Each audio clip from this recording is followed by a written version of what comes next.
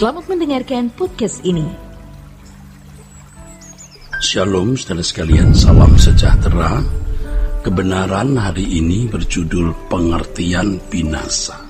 Saudaraku sekalian, judul penundaan yang membinasakan yang menjadi tema kita pada bulan ini.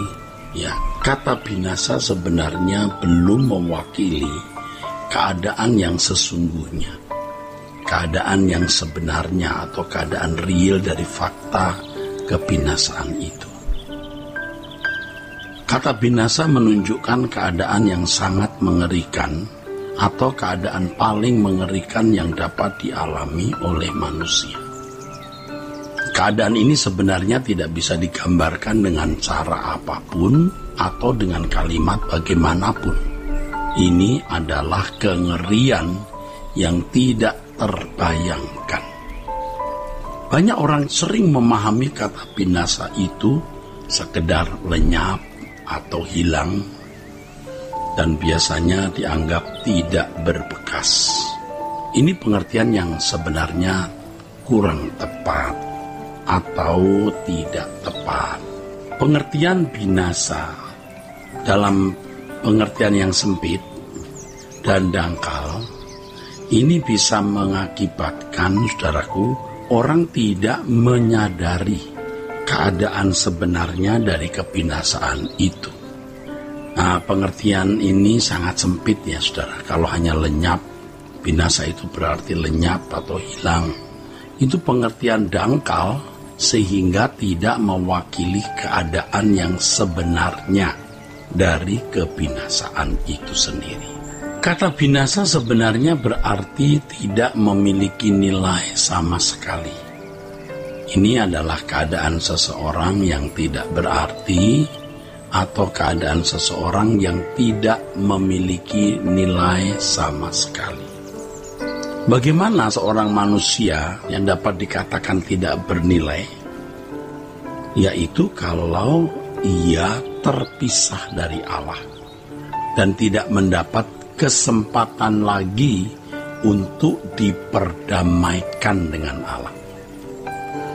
Kebinasaan atau binasa adalah keadaan di mana seseorang tidak mendapat kesempatan lagi untuk diperdamaikan dengan Allah.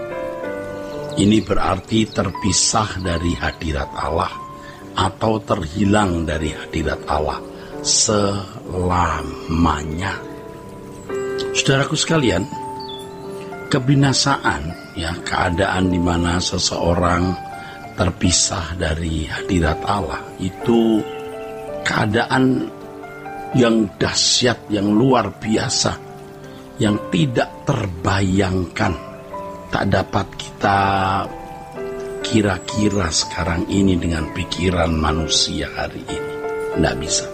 Betapa dahsyat dan mengerikan keadaan terpisah dari hadirat Allah itu. Tetapi fakta ironis yang kita lihat dan kita temukan hari ini, banyak orang tidak takut terhadap realitas kebinasaan. Sungguh sangat ironis.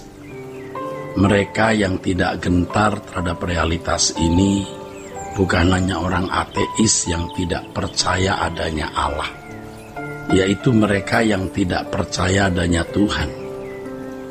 Bukan hanya mereka yang tidak percaya kitab suci yang diwahyukan Allah, melainkan, saudaraku, orang-orang Kristen atau orang-orang beragama tidak memiliki kegentaran yang sepatutnya terhadap realitas kebinasaan. Mereka tidak benar-benar memiliki kegentaran terhadap realitas kebinasaan itu. Mereka tidak memiliki ketakutan terhadap realitas terpisah dari hadirat Allah selama-lamanya. Lebih miris lagi, ternyata di lingkungan gereja banyak aktivis bahkan pendeta yang tidak memiliki kegentaran yang proporsional terhadap realitas keadaan terpisah dari hadirat Allah ini.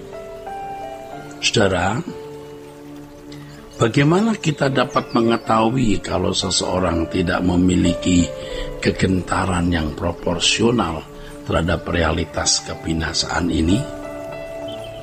Hal ini nyata pada fakta kehidupan ketika seseorang tidak segan-segan berbuat dosa atau melakukan pelanggaran hukum, bertindak secara sembarangan dengan melukai dan merugikan sesama, tidak memiliki beban terhadap penderitaan orang lain, terikat dengan keindahan dunia atau hidup dalam percintaan dunia. Biasanya, saudaraku, orang-orang seperti ini tidak memiliki pengharapan yang kuat terhadap kehidupan yang akan datang di langit baru dan bumi baru. Suasana jiwa mereka sangat dipengaruhi oleh dunia ini. Ya, tentu mereka tidak merindukan pulang ke surga. Mereka adalah orang-orang yang pasti takut terhadap kematian, takut terhadap realitas kematian. Bagi mereka kematian adalah hantu yang menakutkan atau momok yang menggetarkan jiwa. Ya, mereka lebih takut menjadi miskin daripada takut masuk neraka. Mereka lebih takut kepada dunia ini dengan segala ancamannya daripada takut akan Allah. Sebenarnya, saudaraku, kata binasa ini kebalikan dari kata hidup kekal. Dalam hal ini berbicara mengenai hidup yang kekal, hendaknya asumsi kita tidak hanya tertuju kepada kesadaran kekal di surga. Kesadaran kekal dimiliki oleh setiap insan, baik mereka yang ada di neraka maupun yang ada di surga. Surga tempat orang bersekutu dengan Allah dan tidak terpisah dari Allah, sedangkan neraka tempat orang yang terpisah dari Allah selamanya. Oleh sebab itu, memahami kata kekal jangan hanya dikaitkan dengan surga, ya. Terpisah dari Allah sebuah kekekalan juga. Hidup kekal itu menunjuk kepada kehidupan yang bernilai, kehidupan yang berarti, kehidupan yang berkualitas. Jadi ketika seseorang bertanya kepada Yesus, apa yang harus aku lakukan supaya aku beroleh hidup yang kekal? Maksud pertanyaan itu adalah apa yang harus dilakukan supaya hidupnya bernilai atau berkualitas tinggi. Hidup kekal bukan hanya dimiliki dan dialami setelah seseorang meninggal dunia. Hal ini paralel dengan keadaan kebinasaan. Binasa bukan hanya dialami setelah seseorang meninggal dunia. Hidup kekal dimiliki dan dialami seseorang dimulai sejak sekarang di bumi ini. Demikian pula dengan kebinasaan sudah dimulai sejak seseorang ada di bumi, ya. Mereka yang tidak memiliki persekutuan dengan Allah, pasti ciri-ciri hidupnya jelas. Orang-orang yang hidup dalam dosa, melukai sesamanya, dan tidak pantas masuk surga. Ini fakta yang tak dapat diubah, bahwa orang tidak bisa jahat mendadak atau baik mendadak. Ini sebuah pilihan dan merupakan tindakan yang berkelanjutan.